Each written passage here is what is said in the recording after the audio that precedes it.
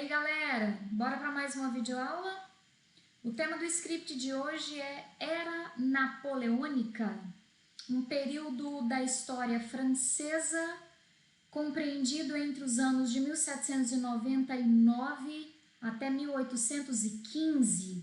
São 16 anos ou quase 16 anos, 15 anos e alguns meses, em que a França foi governada por esse cara que dá nome à era, Napoleão Bonaparte. Eu quero te lembrar rapidamente, antes da gente ver como foi o governo do Napoleão, o que ele fez de bom, o que ele fez de ruim, eu quero te lembrar a ascensão dele ao poder. Foi no finalzinho da Revolução Francesa, no famoso golpe do 18 Brumário.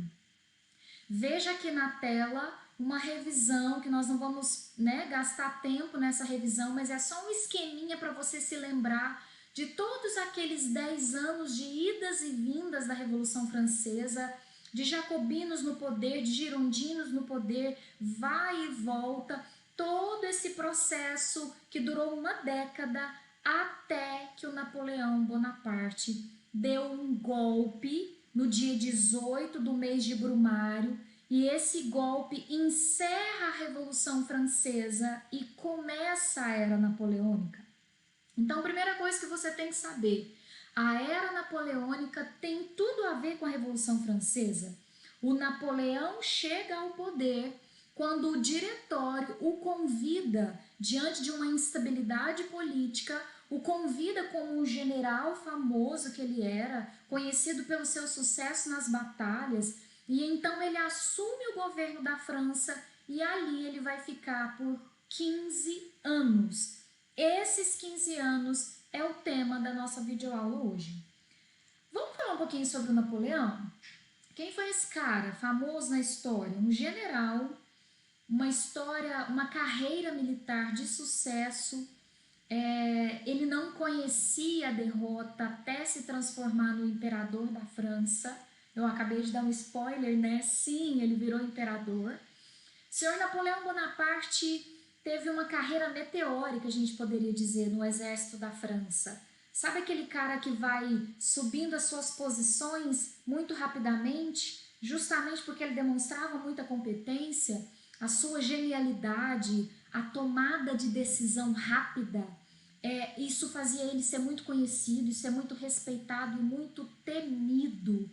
Diante então da instabilidade que o diretório, na última fase da Revolução Francesa, viveu, esse diretório entende que alguém do nível de um Napoleão Bonaparte, alguém que inspirasse segurança, alguém que inspirasse respeito na população francesa é que deveria assumir o poder. É por isso que o Napoleão Bonaparte vai chegar ao poder, já com esse moral, né? Com essa história, com essa carreira já construída.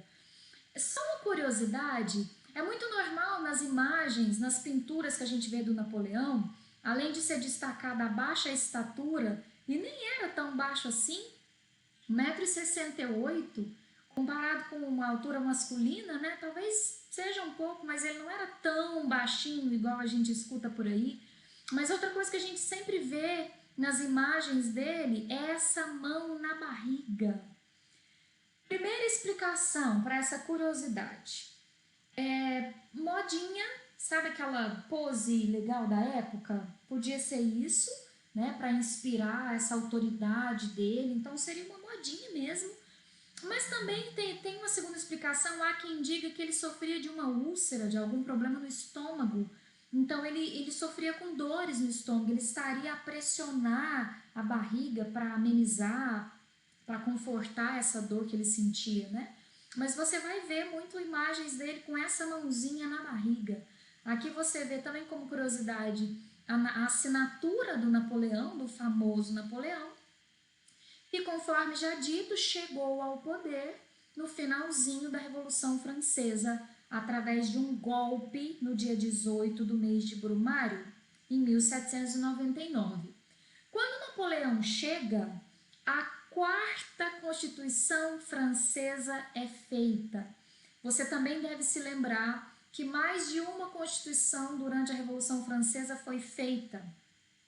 Vêm os girondinos, não gostam da Constituição dos Jacobinos, fazem outra, e ao longo dos 10 anos de Revolução Francesa, 3 constituições foram elaboradas. 3, galera.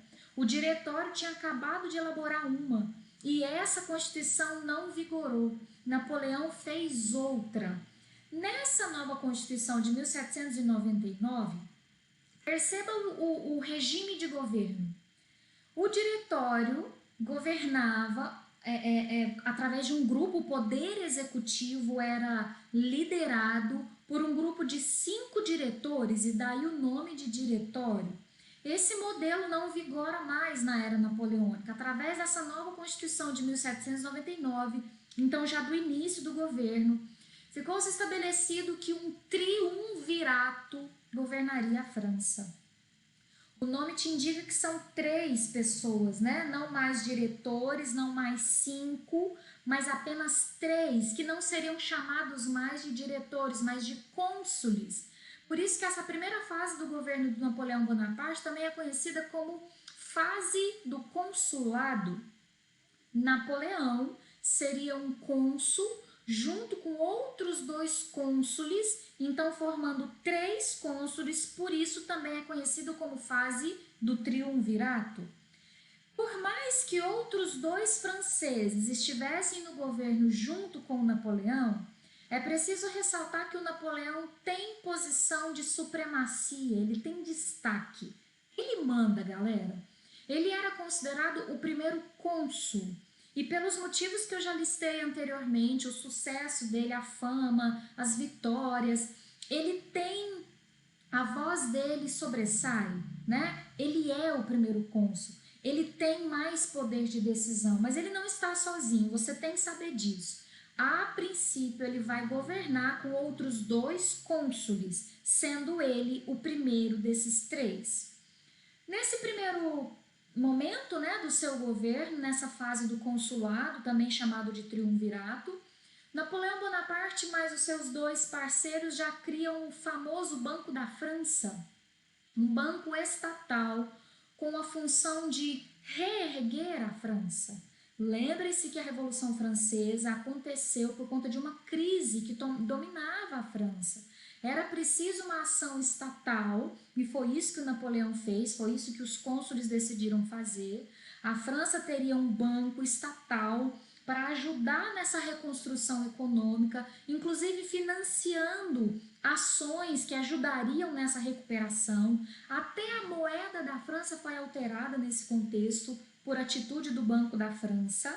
Então, logo de cara, demonstrando que a situação econômica da França ainda não estava estabilizada, o Banco da França é criado. Eu preciso comentar com você também que, além do Banco da França, Napoleão Bonaparte era muito ligado na economia e ele percebia a importância da França se industrializar e fazer frente à Inglaterra, trabalhar com manufatura, ganhar dinheiro com industrialização. Napoleão se preocupou tanto com isso e quis financiar, quis gastar dinheiro público com essa reconstrução econômica, com a industrialização, que Napoleão bancava até mesmo prêmios para invenções. Então, os inventores franceses que tivessem uma boa ideia, um novo produto industrial, uma nova máquina, eles eram premiados por isso, de tão preocupado, de tão interessado em desenvolver a economia francesa, junto do Banco da França. Outra atitude do governo de Bonaparte, que você vai ver a capitalização da França, no momento em que a França está precisando de grana, Napoleão decide vender aquele território que era da França, que estava na América do Norte. Os Estados Unidos já estavam independentes da Inglaterra nesse contexto. Lembre-se que a independência das 13 colônias aconteceu no dia 4 de julho de 1776. Portanto, poucos anos atrás, já que esse governo do Bonaparte está começando em 1799. Percebendo que interessava mais aos Estados Unidos, esse recém-nascido, né? Esse país que acabou de nascer, que acabou de ficar independente, que talvez seria interessante para ele ter mais território, Napoleão decide vender esse território lá na América do Norte, chamava-se Louisiana. Então ele vende aos Estados Unidos, capitalizando a França, tem dinheiro na França agora através dessa venda. Outra atitude do governo de Bonaparte, ele começa a investir em obras públicas. O que significa investir em obra pública? Quando eu começar a construir prédios públicos, quando eu começar a investir em iluminação pública, em calçamento das ruas da França, eu estou gerando emprego. Então você se lembra daquela população empobrecida que está reclamando da alta do preço do pão, que a rainha ainda teria dito, se o pão está caro, que comam brioches, como dizem, né, que a rainha teria reagido. O Napoleão vai conseguir atrair essa população e melhorar um pouco a vida dessa população quando ele começa a investir em obras públicas. Gera emprego e ele está atingindo tanto uma melhoria física, vamos dizer assim, da França, né? Novas obras públicas, ruas tratadas, prédios públicos construídos, mas uma população atendida em suas necessidades, porque os pobres agora vão poder trabalhar e receber, trabalhar para o governo e ter o seu salário, a sua sobrevivência garantida. Essa atitude foi muito importante, inclusive para a popularidade do Napoleão Bonaparte. Ainda lembrando um vestígiozinho da Revolução Francesa, você se lembra do período do terror, que os jacobinos matavam os seus inimigos, e também do período do terror branco, quando os girondinos contra-atacam, tiram os jacobinos do poder, mas continuam a matar os seus inimigos? Era muito normal ou matar ou prender inimigos políticos. Lembre-se, um inimigo político não é aquele que tem um crime de ter matado alguém, de ter roubado alguma coisa. Um inimigo político é aquele que talvez por uma crítica, apenas por formular uma crítica, um questionamento ao governo, ele já era visto como inimigo e ele era preso. O que Napoleão está fazendo? Estou liberando esses presos políticos. Estou reconhecendo que vocês não têm crime nenhum. Vocês devem ser liberados, vocês devem ser soltos. Veja que Napoleão está quase que concluindo aquele processo de perseguição política dos tempos da Revolução Francesa. Ele está estabelecendo um período de paz. Ninguém mais vai ser preso por isso. No meu governo haverá liberdade e princípios iluministas sendo lembrados de novo. Mas do governo do Napoleão, ele vai instituir ensino público, especialmente para atingir a baixa burguesia. Você se lembra dos jacobinos, representantes dos burgueses mais pobres? Difícil falar em burguês pobre, mas burguês menos rico, a baixa burguesia. Os filhos dos burgueses terão, não só os filhos dos baixos burgueses, né? Mas a burguesia vai poder colocar os seus filhos para estudar numa escola pública, bancada, financiada pelo governo. Quem institui o ensino público na França é exatamente Napoleão Bonaparte. Reforma agrária, galera, isso mesmo, coisa de jacobino. Vamos lembrar? Vamos resumir sem muita polêmica o que seria esse conceito de reforma agrária? Redistribuição de terras. Então, ao invés de ter muita terra na mão de poucas pessoas, eu vou redistribuir e vou tentar colocar um pequeno pedaço de terra, um pouquinho de terra na mão de mais pessoas.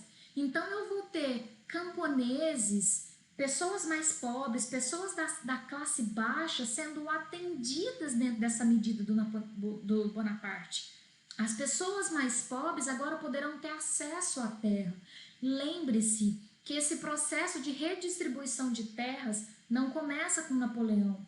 Os jacobinos lá atrás já tinham sinalizado isso. Eles já tinham começado a fazer essa redistribuição. O Bonaparte não corta esse processo, ele consolida esse processo. E isso também vai contribuir para a popularidade do Bonaparte. E eu estou ressaltando esses pontos que contribuem com a popularidade dele, não por acaso. Daqui a pouco você vai entender por que eu estou forçando isso. Veja essa lista de coisas que ele está fazendo e daqui a pouco você vai entender por que eu estou insistindo na popularidade dele. também do governo, do início do governo do Bonaparte, na sua fase do consulado, quando ele tem 2 parceiros governando junto com ele, o seu famoso Código Civil. O que seria o Código Civil? Uma confirmação daqueles ideais burgueses lá da Revolução Francesa. Aquele direito à liberdade de falar o que eu penso, liberdade de expressão, aquele direito a ter o que é meu, o que eu custei para conseguir, o que eu conquistei com meu dinheiro, direito à propriedade privada. Aqueles valores burgueses tão apregoados pelo iluminismo e que as outras constituições francesas já estavam guardando, protegendo, resguardando, né? O Código Civil do Bonaparte é uma confirmação. É como se ele estivesse dizendo para os burgueses assim, fiquem calmos, eu também sou burguês, ele era um burguês, eu também sou burguês e eu quero garantir que esses direitos pelos quais vocês lutaram, que os princípios iluministas vão ser respeitados no meu governo. Mas não deixe de prestar atenção nesse tópico ilustrativo que eu coloquei no final aqui. O iluminismo não pensa em igualdade de condições sociais. O iluminismo não está preocupado que o pobre tenha a mesma riqueza do rico para eles serem iguais, não. É uma igualdade jurídica, é uma igualdade civil, isso sim. Então você vai perceber que os pobres não serão muito atendidos nesse Código Civil. Claro que juridicamente eles serão iguais, pobre vai ser igual a rico, mas quando você se lembra que um pobre, um operário, um trabalhador está proibido de fazer greve para reivindicar algum direito, para pedir melhores condições de trabalho, aí você vê que essa igualdade não é tão praticada, ela é mais teorizada, né? Então perceba, o Código Civil atende aos ideais burgueses. A população da classe baixa não vai ser atendida com a mesma atenção. Aí, agora você vai entender porque eu estava ressaltando a popularidade. Depois daquela lista de coisas que o Napoleão foi aprovando na primeira fase do seu governo, 5 anos depois, porque ele entrou em 1799, né? Em 1804, Napoleão Bonaparte realiza um plebiscito. O que é um plebiscito? Uma consulta popular. Ele vai perguntar para toda a população francesa se ele pode se tornar o novo imperador da França. E agora você está entendendo por que a reforma agrária colaborou com isso? Por que a educação pública colaborou? Por que os direitos dos burgueses garantidos colaborou? Napoleão foi fazendo moral, né? Foi agradando ricos e pobres. Por isso que quando ele pergunta, galera, eu posso continuar aqui, eu posso virar um imperador? E ele é aprovado. Esse plebiscito aprova Napoleão como novo imperador. É um tanto frustrante, né, galera? Depois que você já viu a Revolução Francesa, que você viu que uma das principais causas, um dos principais motivos da Revolução Francesa ter acontecido foi exatamente uma luta contra o absolutismo, contra esse regime monárquico numa pessoa só, sem participação popular, sem a presença de deputados, e de repente, 5 anos depois que a Revolução acabou, um cara vem e pede para ser imperador e ele é autorizado. É um tanto decepcionante, eu sempre insisto nisso.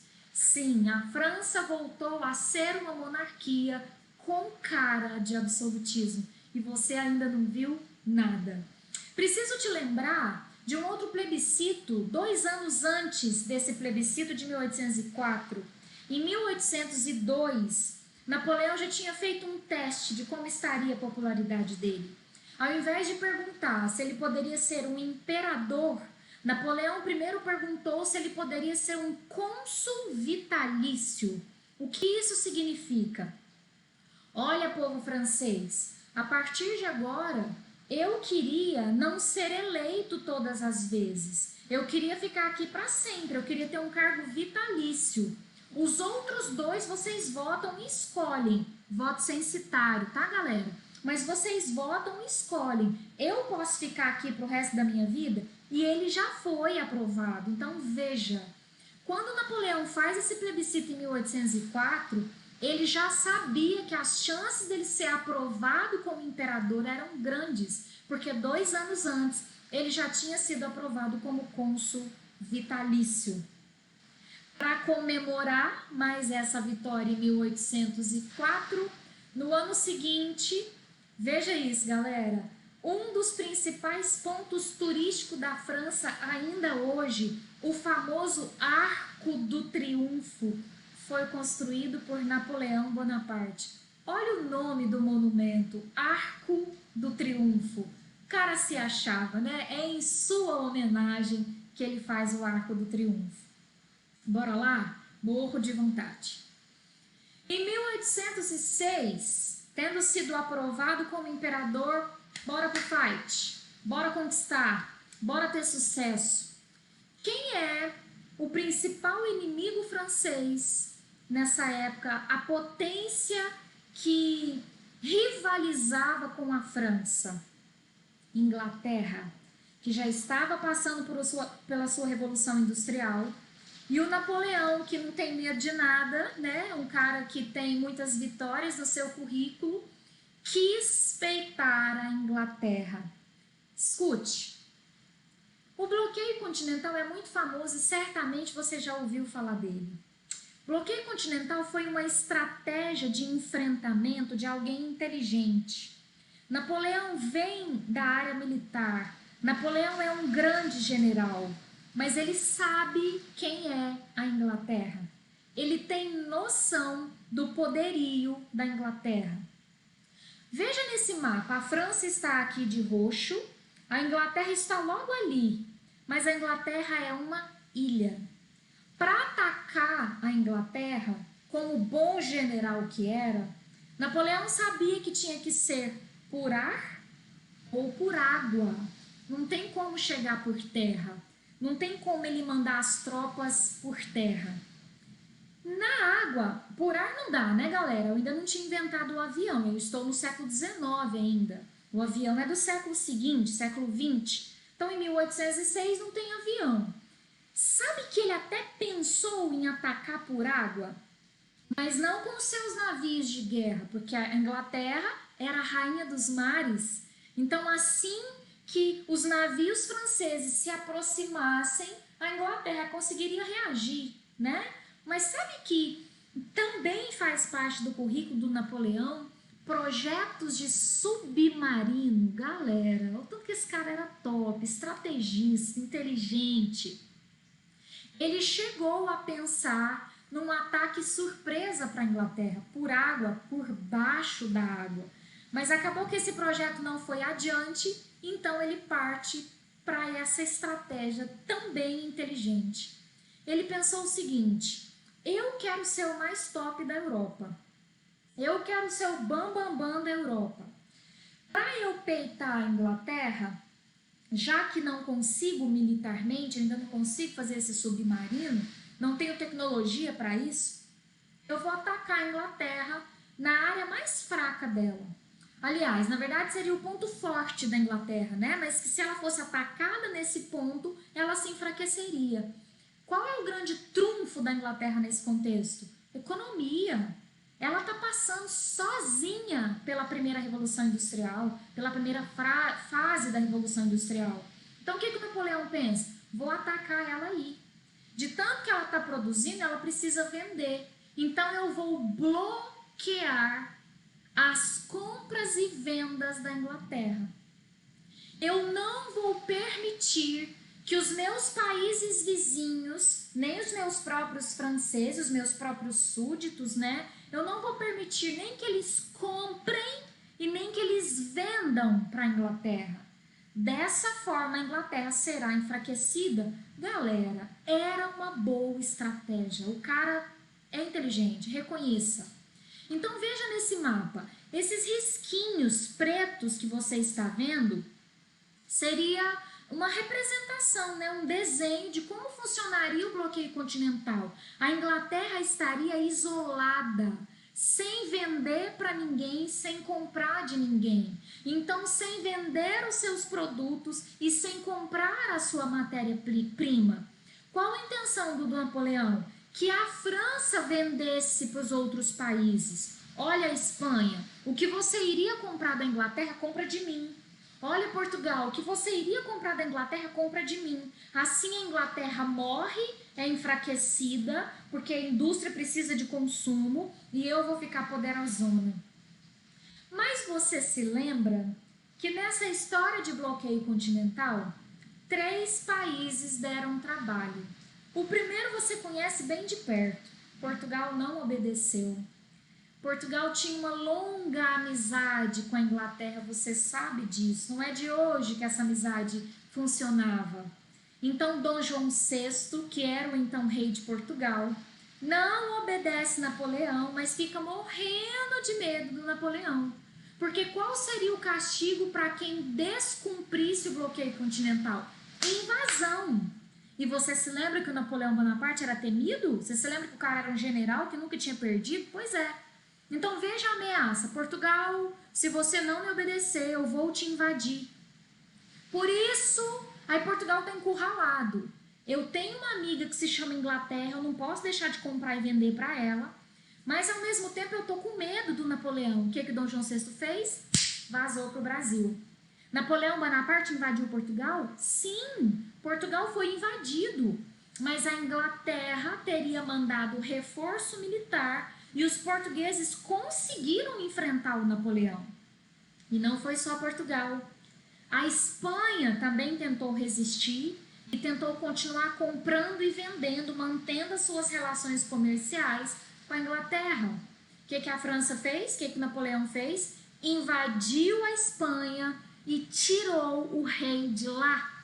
O rei espanhol foi deposto e no lugar dele o irmão do Napoleão Bonaparte assumiu o trono. E tem o terceiro e o mais legal de todos, o terceiro país que não obedeceu Napoleão, a Rússia. A Rússia também tinha boas relações comerciais com a Inglaterra.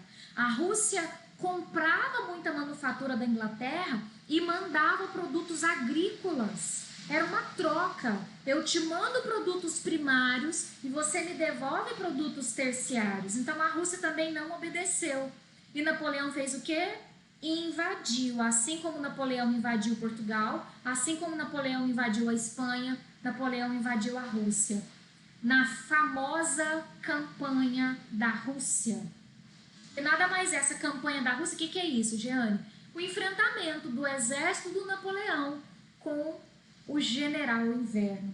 É assim que a gente brinca, né? É assim que entrou para a história essa guerra lá na Rússia.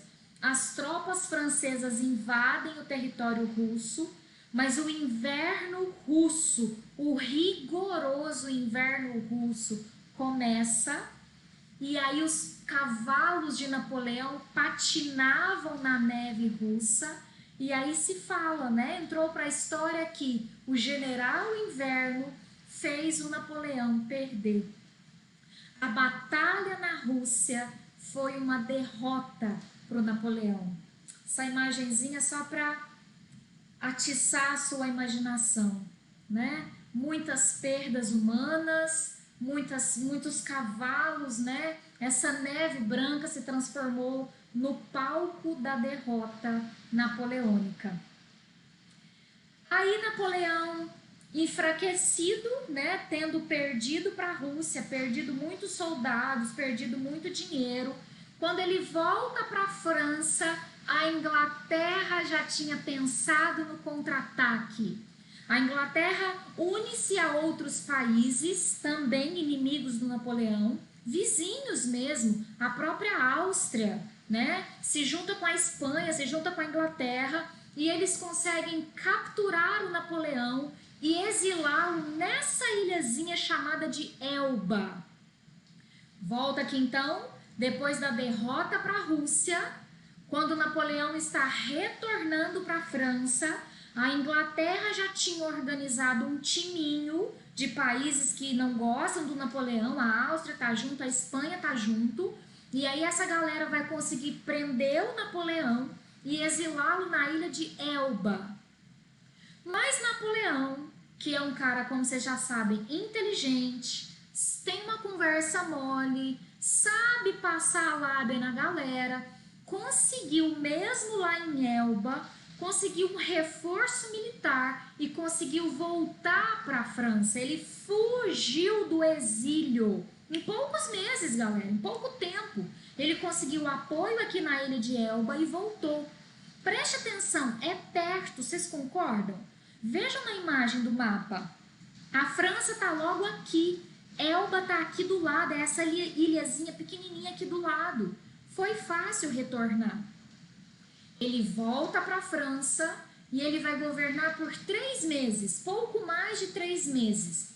Consegue voltar ao poder, consegue uma galera que gosta dele. Não se esqueçam que dentro da França ele é popular, ele tem popularidade. Ele volta para a França, governa por 3 meses. Nesses 3 meses a Inglaterra continua pensando em outro contra-ataque. E quando passam-se esses 3 meses, esse contra-ataque é organizado e novamente Áustria, Prússia, Espanha, Portugal e a própria Inglaterra, em mais uma batalha, dessa vez na famosa Batalha de Waterloo, que fica na Bélgica, né? Aqui o Waterloo, nesse mapinha aqui que você consegue ver, ele é novamente capturado e derrotado. Agora é pra valer, galera. Agora tô dando spoiler, já chega, já deu trabalho demais. Chega, Napoleão. Agora ele vai ser preso. O que é que vai acontecer agora? Napoleão está preso. Dessa vez eles vão ser um pouco mais inteligentes. Ao invés de mandar para uma ilhazinha bem pertinho da França, Napoleão vai ser exilado. Eles não matam Napoleão. Possivelmente por conta da popularidade dele, né? Eles têm medo da reação à morte do Napoleão, que os franceses se comovam. Então Napoleão não é morto. Napoleão novamente é exilado na ilha de Santa Helena. Galera, presta atenção onde fica a ilha de Santa Helena. Você está situando aqui? Isso aqui é perto da África do Sul. Oceano Atlântico cá embaixo. A França está aqui em cima. Dessa vez não vai dar para fugir, né? E ele realmente não vai fugir. Ele vai morrer jovem. Daqui 6 anos, em 1821, ele morre nessa ilha de Santa Helena. Não conseguiu voltar. E lá na França, Jeane, como é que ficou? Lá na França, na verdade não na França, na cidade de Viena, que fica na Áustria, que era um dos países que não gostava do Napoleão. Lá em Viena, eles organizam uma reunião de todos os países que são inimigos do Napoleão. Então a galera vai participar desse congresso. A Inglaterra está lá, óbvio, a principal inimiga, a principal rival. Cada um vai mandar o seu rei, né? Portugal vai estar lá, a Espanha vai estar lá, a Áustria vai estar lá, a Prússia vai estar lá, a galera que não gostava do Napoleão, então os inimigos do Napoleão estão lá. E eles vão tomar algumas decisões. Por exemplo, a principal. Só essa que eu quero que você se preocupe, que você tem que saber. Jeane, Napoleão está exilado. Quem vai voltar para o poder da França? A França agora está com o governo vazio. Quem vai voltar? O rei absolutista. Aqui está bem claro para você. O absolutismo vai voltar a funcionar na França. Para a tristeza dos burgueses, para a tristeza dos iluministas, para a sua tristeza e a sua decepção, o absolutismo volta. Eu paro aqui, né? Mais adiante na história francesa você vai ver que esse absolutismo não vai continuar por muito tempo. A galera vai dar o grito. Só tô te adiantando como é que vai ser. Mas por agora é isso que eu quero que você saiba. Napoleão foi preso, exilado pela segunda vez, dessa vez bem longe. E quem vai governar a França vai ser novamente um rei absolutista. E nos outros países a mesma coisa. Lembra do rei da Espanha que havia sido deposto? Vão voltar ele para o poder, porque ele não tinha sido morto. Volta o cara para o poder. O absolutismo vai ganhar uma forcinha no Congresso de Viena. Mas, conforme você percebeu, o Congresso de Viena é a reunião que coloca fim na era napoleônica. É a reunião que manda o Napoleão para bem longe e decide que ele não vai voltar para o poder na França. Então, portanto, está terminada a a era napoleônica. Era o motivo, né, o assunto da aula de hoje. Então você viu como que começou, o que o Napoleão fez no governo dele, como ele se transformou no imperador. Você viu que o Arco do Triunfo foi construído por ele, você ainda vai lá visitar esse Arco do Triunfo. E você viu como que ele foi derrotado. Depois do seu ousado plano do bloqueio continental, deu errado, deu ruim, o contra-ataque veio, ele foi preso, exilado, e aí sim acabou a era napoleônica. E acabou também essa aula. Até a próxima!